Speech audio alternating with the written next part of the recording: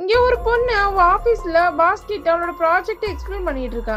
ஆனா அந்த ஆள் அதை பார்க்காம அந்த பொண்ணையே தப்பா பார்த்துட்டு இருக்கா. நான் நினைச்சேன் உன்னோட ப்ராஜெக்ட இன்வெஸ்டர் கிட்ட கொண்டு போக முடியும், உன்னை நான் பெரிய ஆளாக்க முடியும், உனக்கு ப்ரொமோஷனுக்கு என்னால ஹெல்ப் பண்ண முடியும், இதெல்லாம் நடக்காம இருக்கிறதுக்கும் என்னால பண்ண முடியும், அது உனக்கு தெரியுமா தெரியாதான்னு மிரட்டுறான்.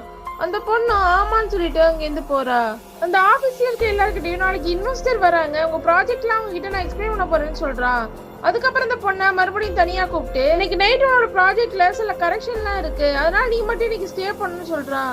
இதை கேட்ட அந்த பொண்ணு பயப்பட ஆரம்பிக்கிறா. அந்த பொண்ணு அவன் ஃப்ரெண்டு கிட்ட போயிட்டு நடந்த எல்லா விஷயத்தையும் சொல்றா.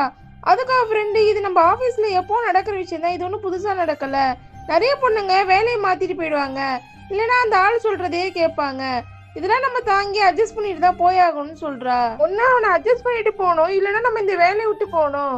நம்ம இந்த வேலையை விட்டு போனாலும் வேற எங்கேயுமே அவன் நம்ம வேலைக்கு சேர விட மாட்டான், பிரச்சனை தான் பண்ணுவான், ஏன்னா அவன் ரொம்ப பெரிய ஆளு. இதுல நீ எதை சூஸ் பண்ணியோ சூஸ் பண்ணிக்கோன்னு அவன் ஃப்ரெண்ட் அவளுக்கு அட்வைஸ் கொடுத்துட்டு அங்கேருந்து போறா. பாஸ் தனியா இருக்கா, இந்த பொண்ணு போறா. அவகிட்ட தப்பு தப்பா பேசுறா. இவளும் அவனுக்கு சரிங்கிற மாதிரி சொல்லிட்டு நான் போய் கதவை சாத்திட்டு வரேன்ட்டு போறா. ஆனா கதவை சாத்திட்டு வருவான்னு பார்த்தா அங்க இன்னும் 4 பொண்ணுங்களை கூட்டிட்டு வந்திருக்கா. நீங்களா இங்க என்ன பண்றீங்கன்னு ஷாக் ஆகி பாஸ் கேக்குறான். அதுக்கு அந்த பொண்ணு, நீ என்ன எது கூப்பிட்டியோ அதுக்குதான் இந்த பொண்ணுங்களையும் கூட்டு வந்திருக்கேன்னு சொல்றா.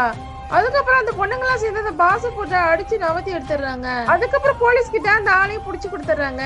அங்க அந்த பொண்ணோட ஃப்ரெண்ட் வந்து, ஒன்னாலதான் இன்னைக்கு நாங்க தைரியமா முடிவு எடுத்தோம், இந்த மாதிரி நாங்க டெய்லி நிறைய சித்திரவதை அனுபவிக்கிறோம், ஆனால் வெளியே சொல்ல முடியாம அட்ஜஸ்ட் பண்ணிட்டு தான் போனோம், உனக்கு இதுக்கு எல்லாத்துக்கும் தேங்க்ஸ் சொல்லி இந்த பொண்ணு எல்லாரும் சேர்ந்து பாராட்டுறாங்க.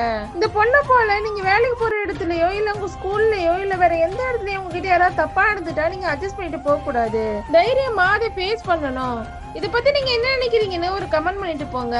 உங்களுக்கு இந்த வீடியோ பிடிச்சிருந்தா லைக் பண்ணுங்க, மறக்காம சப்ஸ்கிரைப் பண்ணுங்க.